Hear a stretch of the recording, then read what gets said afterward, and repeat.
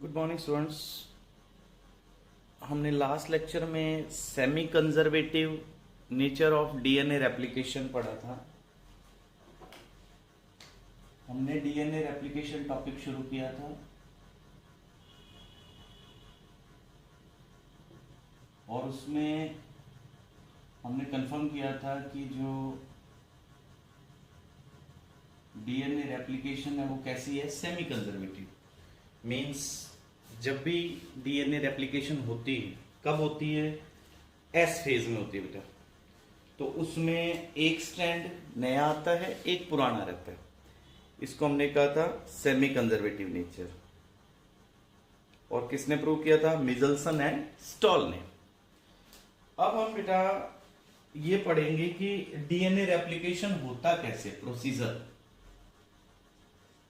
Procedure of DNA replication.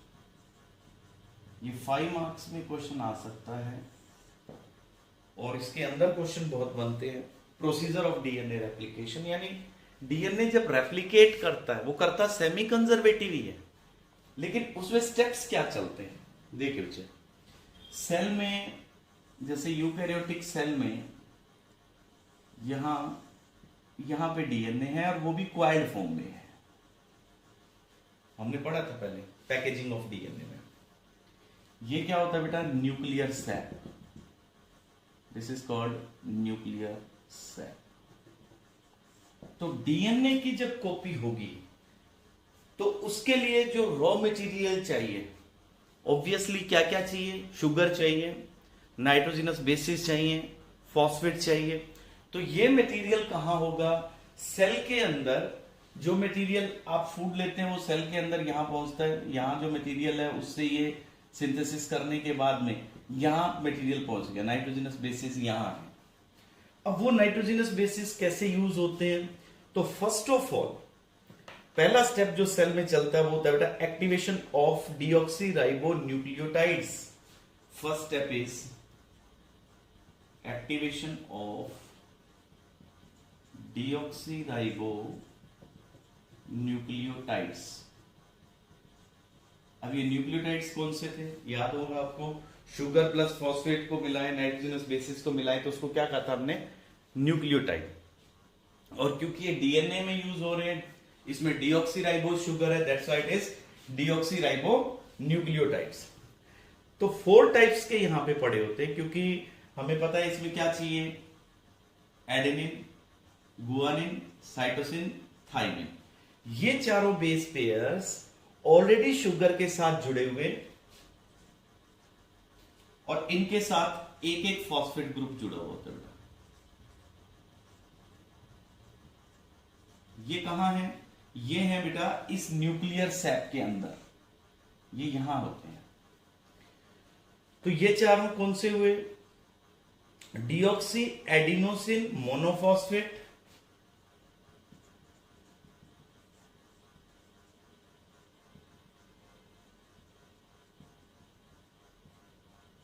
deoxy adenosine monophosphate. Second is deoxy guanosine monophosphate. Third is deoxy cytidine monophosphate.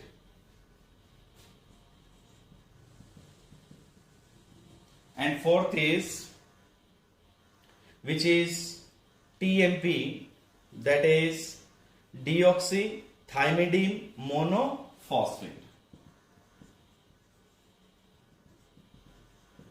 ये चारों nucleotides जो monophosphate के साथ attached है, ये कहां मिलते हैं? सेल सैप के अंदर, न्यूक्लियर सैप के अंदर, मींस यहां पड़े। अब इनको एक्टिवेट करना है, मींस इनको कंबाइन। एक्टिवेट कैसे होंगे? With combination of ATP. इन सबके साथ एटीपी कंबाइन करती है। एटीपी क्यों कंबाइन करवानी है? क्योंकि आगे इस प्रोसेस में एनर्जी जो यूज होगी वो अभी इनके साथ अटैच हो जाएगी बेटा। क्योंकि डीएनए बनाने के लिए जो एनर्जी रिक्वायर्ड होगी that would be supplied by this ATP, and this ATP get combined with these monophosphate at this stage. यहीं पे ये एक्टिवेट हो गए। जो रॉ मटेरियल चाहिए वो पहले एक्टिवेटेड आ रहा है। एक्टिवेटेड मतलब विद एनर्जी आ रहा है। तो इस रिएक्शन को कहते हैं phosphorylation. phosphorylation, and the enzyme which is required for the process is phosphorylase. Enzyme required is phosphorylase. तो एनर्जी यूज करने के बाद, एक्टिवेट होने के बाद ये क्या बन जाएंगे, जैसे DEAMP जो था वो बन जाएगा DEATP, सेकेंड है DEGTP, DECTP एंड DETTP. सबके साथ ट्राइफॉस्फेट आ गई बेटा. पहले मोनोफॉस्फेट थी, तो अब आगे इनके पास ट्राइफॉस्फेट. ये देखो DEATP, DEGTP, DECTP and DETTP. तो मींस ये एक्टिवेटेड फॉर्म में है अब न्यूक्लियोटाइड्स. अब जब ये एक्टिवेट हो जाएंगे तो सेकंड स्टेप चलेगा बेटा. इस सेकंड स्टेप में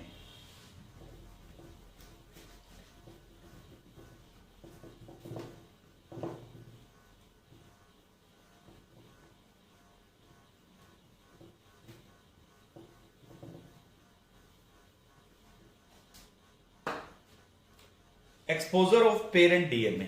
Now second step is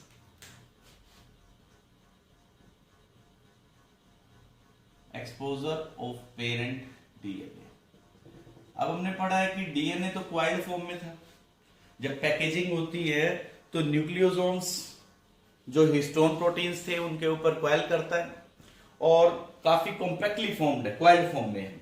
तो जो डीएनए डबल हेलिक्स स्ट्रक्चर है उसको अनक्वाइल करना है. DNA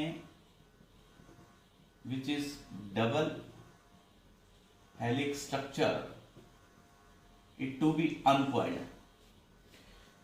तो इनको अनकॉइल करने के लिए अब एंजाइम्स जो रिक्वायर्ड होंगे, कौन से एंजाइम्स यूज होंगे. यहां पे अनकॉइलिंग के लिए जो एंजाइम यूज होता है बेटा वो होता है हेलिकेज और एक होता है टोपोआइसोमरेज. लेट ये डीएनए है, जैसे इस तरह से ये डीएनए था, इस तरह से. अब इसको अनकॉइल करना, इसको ओपन करना ताकि रेप्लिकेशन हो सके, नए स्टैंड बन सके. इनके लिए जो एंजाइम यूज होगा याद रखना आपने, हेलिकेज एंड टोपोआइसोमेरेज. ये एंजाइम यूज होंगे बेटा. ये एंजाइम्स अनवाइंडिंग करते हैं इसकी.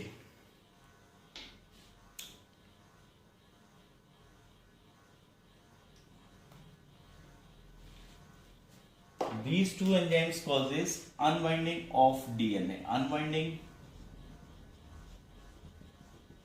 जो कि एक इजी जॉब नहीं है बेटा, क्योंकि हाईली क्वाइल्ड फॉर्म में पड़ा है. इसके बीच में हाइड्रोजन बॉन्ड्स है दोनों स्ट्रैंड के बीच में. तो इनकी अनवाइंडिंग करना, अनकॉइल करना इसको, इसके लिए अभी मैंने आपको बताया दो एंजाइम यूज हुए. हेलिकेज, हेलिकेज को आप ऐसे भी कह सकते हो अनवाइंडेज, अनवाइंडिंग कॉज करता है. तो इसके लिए एनर्जी जो रिक्वायर्ड होगी इस डीएनए को ओपन करने के लिए, अनकॉइल करने के लिए, यहां पे जो एनर्जी यूज हो रही है वो भी एटीपी सप्लाई कर रहा है. पहले एटीपी ने क्या किया, डीऑक्सीराइबो न्यूक्लियोटाइड्स को एक्टिवेट किया. कहां थे वो न्यूक्लियर सैप के अंदर थे. उसके बाद इसको अनवाइंडिंग के लिए भी जो एनर्जी चाहिए वो कौन सप्लाई कर रहा है, एटीपी सप्लाई कर रहा है. इसके बाद बेटा जब ये डीएनए खुल जाएगा, लेट ये हेलिकेज और टोपोआइसोमरेज इन दोनों स्ट्रैंड को जैसे यू सेपरेट कर देते लाइक दिस. यहां पे ये एंजाइम हम रिप्रेजेंट कर देते हैं ऐसे डॉट से. तो ओपन होने के बाद इसको स्टेबलाइज भी करना है, क्योंकि ओपन होती है वापस कॉइल कर जाएगा, वापस बंद कर जाएगा. इसके लिए single stranded DNA binding protein होते हैं बेटा. Single stranded DNA binding proteins. और यहां पे बेटा हेलिक्स स्टेबलाइजिंग प्रोटीन इनको कह सकते हो, हेलिक्स स्टेबलाइजिंग प्रोटीन्स. तो ये प्रोटीन्स क्या करते हैं, इस डीएनए को स्टेबल रखते हैं सिंगल स्ट्रैंडेड की फॉर्म में. अब ये किस सेल में हो रहा है, ये यूकैरियोटिक सेल में हो रहा है. यानी हमारी सेल्स में जब डीएनए कॉपी होता है तो हेलिकेज और टोपो आइसोमेरेज, यहां दोनों एंजाइम काम कर रहे हैं। देखो हेलिकेस और topo isomerase, both enzymes are acting here. But in case of prokaryotes, bacteria में कौन करता है? बैक्टीरिया में हेलिकेज और टोपो आइसोमेरेज दोनों का फंक्शन एक सिंगल एंजाइम करता है। इन case of prokaryotes only one enzyme, gyrase, वो अनवाइंडिंग कॉज करता है। ये दोनों का फंक्शन करता है, हेलिकेज का भी और टोपो आइसोमेरेज का भी। अब क्या डीएनए सारा ही खुल जाएगा एक बार में? नहीं। डीएनए जैसे मैंने ये स्ट्रक्चर बनाया है, ये वाई शेप स्ट्रक्चर ऐसे खुलता है। मींस ऐसा नहीं है कि एक साथ टोटल डीएनए को ओपन कर देंगे, दोनों स्ट्रैंड अलग अलग हो जाएंगे। It's not possible. डीएनए इस तरह से खुलता है, जैसे ये डीएनए, ये वाई शेप स्ट्रक्चर बनता है। देखो इतना खुल जाएगा, बाकी अभी बंद रहेगा। स्टेप बाय स्टेप खुलता चला जाएगा। जिस साइड पे, जिस पोजीशन पे ये ओपनिंग होती है, वहां पे हम कहते हैं ORI, ओरिजिन ऑफ रेप्लीकेशन। अब यहां भी आपने एक बात याद रखनी है, ओरिजिन ऑफ रेप्लीकेशन बैक्टीरिया में एक ही साइड पे होती है। ORI यानी ओरिजिन ऑफ रेप्लीकेशन प्रोकैरियोट्स में, देखो बेटा, प्रोकैरियोट्स में जो ओरिजिन ऑफ रेप्लिकेशन है वो सिंगल साइट पे है, और जबकि यूकैरियोट्स में ORI नंबर ऑफ साइट्स पे, मतलब हमारा डीएनए कई जगह से खुल जाएगा। ORI यानी वाई शेप स्ट्रक्चर कई जगह बनेगा, रेप्लिकेशन के पॉइंट्स बहुत सारे हैं। But in case of prokaryotic only one site for the replication of DNA is there, यानी उसमें एक ही पॉइंट से खुलना शुरू होगा बेटा। अब यहां तक जो, अब ये जो वाई शेप स्ट्रक्चर बन गया ऐसा, इसको भी एक नया नाम दे देते हैं। ये वाई शेप स्ट्रक्चर जो है, इसको कहते हैं रेप्लिकेशन फॉक। मैं फिर से रिपीट कर रहा हूं, देखो डीएनए की अनवाइंडिंग, अनकॉइलिंग, वो दो एंजाइम करवाते हैं। कौन कौन? Helicase and topo isomerase. ये देखो, इसका और इसका काम है इस डीएनए को ओपन करना, अनवाइंड करना। जब ये खुल जाएगा, इस तरह वाई शेप स्ट्रक्चर बन जाएगा, इसको ओपन रखना, स्टेबल रखना, इस प्रोटीन का काम है। Single stranded DNA binding protein, उसको हम हेलिक्स स्टेबलाइजिंग प्रोटीन भी कह देते हैं। ये वाई शेप स्ट्रक्चर बन गया। जब ये खुल गया, इसके लिए हमें कौन से एंजाइम चाहिए? हेलिकेज और टोपो आइसोमरेज। पर बैक्टीरिया के पास नहीं है, बैक्टीरिया के पास एक ही है, गायरेज, वो इसी से ही काम चलाता है। इस प्रोसेस के लिए जो एनर्जी चाहिए, which is supplied by ATP। अब जहां पे ये खुलता है, जैसे ये यहां से खुला हुआ, इस साइड को क्या कहेंगे? ORI, origin of replication. Origin of replication bacteria में सिर्फ एक ही पॉइंट पे होती है, और हमारी सेल्स में, यूकैरियोटिक सेल्स में, at number of sites it happen. इस वाई शेप स्ट्रक्चर को क्या नाम देते हैं हम? Replication fork. तो ये हमारा सेकंड स्टेप पूरा हो गया बेटा। रेप्लिकेशन फॉक तक हमने दो स्टेप पढ़ लिए। पहला क्या था? Activation of deoxyribonucleotides. Second step क्या था? Exposure of DNA. अब हम चलते हैं थर्ड स्टेप पे। थर्ड स्टेप में बेटा आप आगे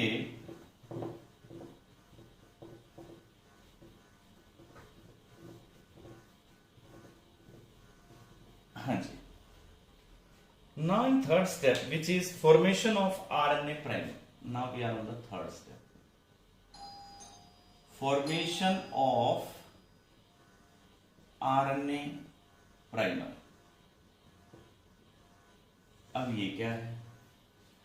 अब जो डीएनए को हमने ओपन करवा दिया, डीएनए ऐसा हो गया बेटा, देखो ऐसा, ये वाई शेप स्ट्रक्चर आ गया। इसको क्या कहा था हमने? Replication Fock. रेप्लिकेशन फॉक हमने बनवा दिया। अब हमें पता है कि डीएनए का एक स्ट्रैंड तो मिलेगा 3 to 5 और दूसरा मिलता है 5 to 3। अब जिस एंजाइम का काम, देखो दो एंजाइम पहले आगे, उन्होंने तो इसको खोल दिया, इसको वाई शेप स्ट्रक्चर बना दिया, ORI शुरू कर दी। बट अब जिस एंजाइम की मेन जिम्मेवारी है, किसकी है? अब जिम्मेवारी है बेटा डीएनए पॉलीमरेज की। अब याद रखने के लिए आप यूं याद रख सकते हो कि डीएनए पॉलीमरेज आसानी से काम नहीं लगता। ये कहता है मेरी 2 शर्तें पूरी करके दो। ये कहता है जी डीएनए पॉलीमरेज एंजाइम की 2 शर्तें हैं, 2 कंडीशन है। ये कहता है मैं काम तभी शुरू करूंगा जब आप ये 2 मेरी कंडीशंस फुलफिल करेंगे। पहली कंडीशन तो ये कहता है जी मैं काम स्टार्ट नहीं करूंगा, will not initiate the process. माननी पड़ेगी इसकी, क्योंकि इसके बिना काम नहीं चलता सेल का। अब जो ये कह रहा है वो सुननी पड़ेगी बेटा, क्योंकि इसके बिना हमारे पास ऑप्शन नहीं है। पहली कंडीशन तो कह रहा है मैं प्रोसेस स्टार्ट नहीं करूंगा। दूसरा ये कहता है कि मैं 5 to 3 बनवाऊंगा, 3 to 5 मैं नहीं बनवाता। 2 कंडीशन है। ये कहता है आप मुझे सामान देंगे, सामान क्या देना है? सामान तो अभी हमने देखा, DETTP, DEATP, DECTP और DEGTP। सामान तो ये तैयार है, पर अब ये लगेगा तो ही काम चलेगा। ये कह रहा है एक तो स्टार्ट नहीं करूंगा, एक 5 to 3 बनवाऊंगा, 3 to 5 मैंने नहीं बनवाना। वो आप देख लो क्या करोगे। तो सेल ने इसका इलाज निकाल लिया, इसका एक सॉल्यूशन निकाल लिया, इसका एक ऑल्टरनेट निकाल लिया बेटा। इसका क्या ऑल्टरनेट निकाला सेल ने? पहली बात का तो ये अल्टरनेट निकाल दिया कि आप स्टार्ट मत करिए, स्टार्ट हम आपको करके देंगे, छोटा सा आरएनए बनवा लेंगे। ठीक है, पहले छोटा सा आरएनए बना देंगे, फिर आप अपना काम शुरू कर लेना। तो फिर उस आरएनए का हम क्या करेंगे? सेल क्या करेगी? बाद में सेल इस आरएनए को हटा के डीएनए बनवा देगी, फिर तो कोई प्रॉब्लम नहीं है एक बार प्रोसेस चलने के बाद में। तो एक बार हमने पुश करना है, एक बार स्टार्ट करना है। मैं फिर से रिपीट कर रहा हूं कि ये क्योंकि काम स्टार्ट नहीं कर रहा, तो सेल की मजबूरी है, सेल के लिए एक प्रॉब्लम है। वो क्या कहती है कि आप स्टार्ट नहीं कर रहे हैं तो हम पहले आरएनए प्राइमर, आपको छोटा सा आरएनए प्राइमर का मतलब छोटा सा आरएनए बना के देंगे, फिर आप काम शुरू कर लेना। इसका क्या इलाज करें 5 to 3 का? वो देखो क्या सॉल्यूशन करते हैं। पहले तो यहां से काम शुरू करना था, तो सेल ने कहा कि ये लो मैंने आपको छोटा सा आरएनए बनवा दिया टुकड़ा। इस छोटे से टुकड़े को हम कह देते हैं प्राइमर। जैसे ही हमने टुकड़ा बना के दिया, डीएनए पॉलीमरेज ने काम शुरू कर दिया। काम शुरू कैसे करेगा कि जैसे इस साइड एडेनिन है तो सामने थाइमिन लगवा देगा, गुआनिन है तो साइटोसिन, ऐसे ही चेन बनती चली जाएगी।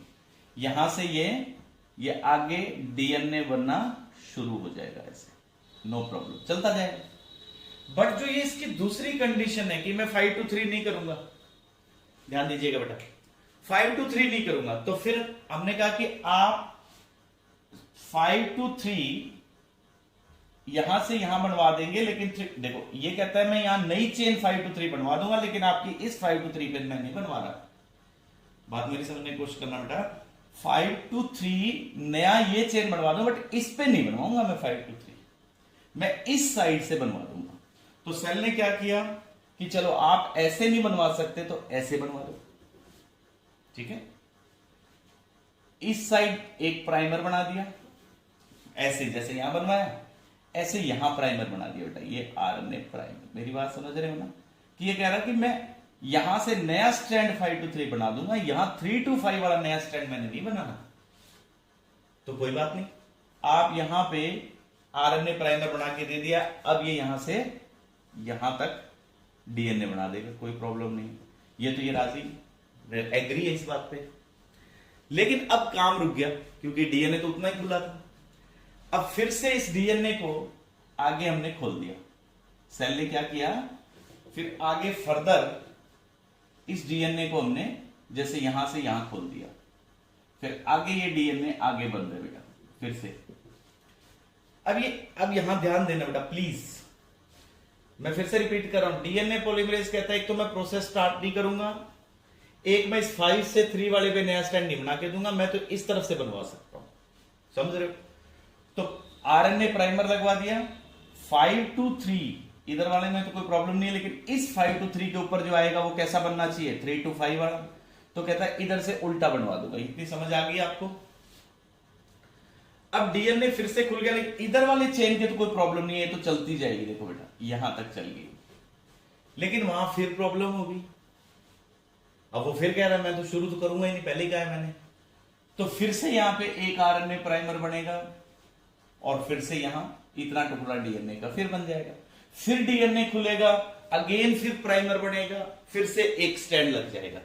तो मतलब एक स्ट्रैंड, तो ये स्ट्रैंड तो आपका कॉन्टिन्यूस बनेगा, ये वाला, ये तो कॉन्टिन्यूस बनेगा। और ये कैसा होगा बेटा, डिसकॉन्टिन्यूस, ये नहीं बनेगा लगातार, इसमें टुकड़ों में बनेगा। देखो इसमें टुकड़ों में बनेगा। तो ये जो टुकड़े होंगे इनको नाम दिया हमने ओकाजाकी फ्रेगमेंट्स, ओकाजाकी फ्रेगमेंट्स। इस स्ट्रैंड में ये जो स्ट्रैंड है इसको लैगिंग भी बोल देते हैं, लैगिंग स्ट्रैंड। ये लीडिंग, इधर वाले को आप कह सकते हो लीडिंग, और वो हो गया लैगिंग स्ट्रैंड। सेमी डिसकंटिन्यूअस होता है एक्चुअली। इतना समझ आया आपको? तो कि डीएनए पॉलीमरेज के इन दो कंडीशन के कारण इतनी प्रॉब्लम हुई सेल को कि एक तो आरएनए प्राइमर बनाना पड़ा, ये स्ट्रैंड एक कॉन्टिन्यूअस बन गया, लेकिन ये डिसकंटिन्यूअस बनेगा। समझ गए आप? हाँ जी। तो इसके बाद सेल आगे थर्ड स्टेप में चलते हैं हम, बहुत ही आसान है। थर्ड बेस पेयरिंग होगी यहां पे। थर्ड तो ही हो गया बेटा, फोर्थ में क्या हो जाएगा, बेस पेयरिंग। हर जगह एडेनिन के सामने कौन आ जाएगा, थाइमिन, थाइमिन के सामने एडेनिन, गुआनिन के सामने साइटोसिन, साइटोसिन के सामने गुआनिन। वो आपको पता ही है, 4 का फॉर्मूला हमने पढ़े थे पहले कि किसके सामने कौन आके जुड़ेगा, डीएनए के स्ट्रक्चर में हम पढ़ चुके हैं। तो यहां पे ये लगातार चलता जाएगा, ये टुकड़ों में चलता जाएगा। ये ओकाजाकी फ्रेगमेंट्स बनेंगे, ये स्ट्रैंड लैगिंग होगा, ये लीडिंग होगा। ये लैगिंग इसलिए होगा क्योंकि इस तरफ से डीएनए बनेगा, यहां से नया डीएनए 3 to 5 नहीं बनता। नया स्ट्रैंड तो 5 to 3 ही बनता है, क्योंकि पॉलीमरेज की कंडीशन सही है। बेस पेयरिंग के बाद नेक्स्ट स्टेप है बेटा फिफ्थ, आगे आसान नहीं, सॉरी, फॉर्मेशन ऑफ। अच्छा, बेस पेयरिंग जब होगी, यहां पे एक बात रहेगी, यहां जब ये बेस पेयरिंग, यहां पे बेस जुड़ रहे, जैसे एडेनिन है इस तरफ पेरेंट चेन में, और सामने कौन आएगा बेटा, थाइमिन। और थाइमिन कैसा पड़ा है, टीटीपी की फॉर्म में था, वो तो एक्टिवेटेड था ऑलरेडी। पहला स्टेप याद करो। तो ये जो दो फॉस्फेट एक्स्ट्रा लगी हुई है हर एक के साथ, जैसे यहां पे टी है तो यहां पे एटीपी है, जैसे यहां पे सी है तो यहां पे जीटीपी है, जैसे यहां पे जी आया तो यहां पे सीटीपी है। ये 3 फॉस्फेट की तो यार जरूरत ही नहीं है। तो यहां से ये 2 फॉस्फेट रिलीज होती है बेटा, ये फॉस्फेट रिलीज होती है, और उनकी जो एनर्जी निकलती है वो एनर्जी डीएनए को बनाने में हेल्प करती है। वो एनर्जी डीएनए को फॉर्मेशन में, यहां पे आगे जो ये चेन बनेगी इसमें हेल्प करेगी। और इसमें एंजाइम कौन सा यूज होगा, pyrophosphatase. Pyrophosphatase, this enzyme is being used.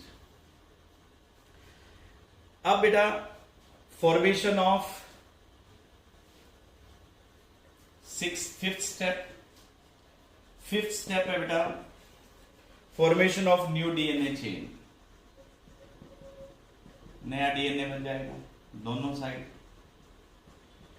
इधर और इधर। अब जब नया डीएनए दोनों साइड बन गया, अब मान लेते हैं हम कि ये दोनों स्ट्रैंड हमारे पास आ गए, ये आ गया। जैसे एक डीएनए ये आ गया आपका और एक डीएनए ये आ गया। यहां पे ध्यान देंगे, देखो बेटा, इसमें ये नया डीएनए का स्ट्रैंड आ गया, इसमें एक ही तरफ हमारे को यहां पे ये प्राइमर है, आरएनए प्राइमर। वहां पे ये देखो, यहां पे आपका एक प्राइमर यहां है, एक प्राइमर यहां है। इसमें तो प्राइमर ज्यादा मिलेंगे आपको। ये आरएनए, ये रेड वाले सारे ही आरएनए प्राइमर है बेटे। तो जितने आरएनए प्राइमर यहां हैं, तो हम बता सकते हैं ना, जैसे यहां पे कितने बनाए हमने, 1 2 3 4। इसका मतलब ये डीएनए 4 टाइम्स खुला था। आप जितने आरएनए यहां पे है, आप उनसे बता पाओगे कि ये टोटल डीएनए 4 टाइम्स में ओपन हुआ था और फिर इसकी कॉपी हुई थी।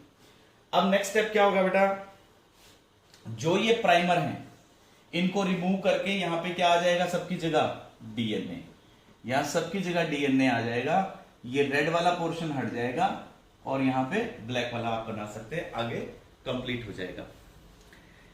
अब एक बहुत इंपॉर्टेंट स्टेप, प्रूफ रीडिंग। ये देखो ये बड़ा जरूरी प्रोसेस है, प्रूफ रीडिंग। जब दोनों डीएनए बन चुके, 2 डीएनए आगे ना एक से, कहीं कोई मिस्टेक अगर हुई हो, कहीं कोई गलत रोंग बेस पेयर जुड़ गया हो, जैसे एडेनिन के सामने थाइमिन के बजाय साइटोसिन आ गया हो, थाइमिन आ गया हो, गलत जुड़ गए हो, तो इस लास्ट स्टेप में, जैसे यहां पे एडेनिन के सामने थाइमिन आना था, गुआनिन आ गया जी, गलती से आ गया, बाय मिस्टेक आ गया, तो डीएनए इसको रिपेयर करना है डीएनए को, तो इसके लिए एक एंजाइम आएगा न्यूक्लियेज, वो इसको यहां से रिमूव करेगा और उसके रिमूव होने के बाद डीएनए पॉलीमरेज उसको वापस नॉर्मल कर देगा, प्रॉपर कर देगा। ये जो एरर्स आती है, यहां एक इंपॉर्टेंट क्वेश्चन ध्यान देना बेटा, एरर्स को ठीक कर लिया हमने क्या किया, एरर्स को रिमूव करवा दिया, सेल ने ठीक कर लिया अपना डीएनए जहां गलत था, फिर भी सारी एरर्स दूर नहीं होती, एरर्स फिर भी रह जाती हैं, एरर्स अकर फिर भी रहती, उससे क्या होता है, उससे वेरिएशन आती है, म्यूटेशन आती है, बच्चों में नए कैरेक्टर्स आते हैं।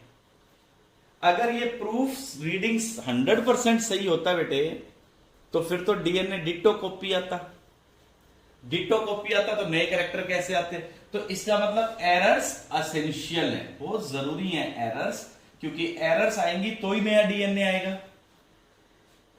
फिर क्या होगा, डीएनए हेलिक्स फॉर्मेशन में आ जाएगा बेटा, लास्ट स्टेप, डीएनए 2 अलग अलग आपके तैयार हो जाएंगे। अगर हमें डीएनए की इक्वेशन बनानी हो, कि जैसे आप केमिस्ट्री में एक इक्वेशन लिखते हो, डीएनए की एप्लीकेशन लिखिए, वो इक्वेशन लिखिए कि डीएनए रेप्लिकेशन की एक इक्वेशन बनानी हमने, तो क्या क्या सामान लगा था हमारा, D ATP, D CTP, D GTP और डीई टीटीपी। ये कितने लगे, एन। इसके बाद यहां पे क्या यूज हुआ, एक पुराना डीएनए यूज हुआ था, उसको क्या कहते हैं, डीएनए टेम्पलेट। और कौन यूज हुआ इसमें, डीएनए पॉलीमरेज,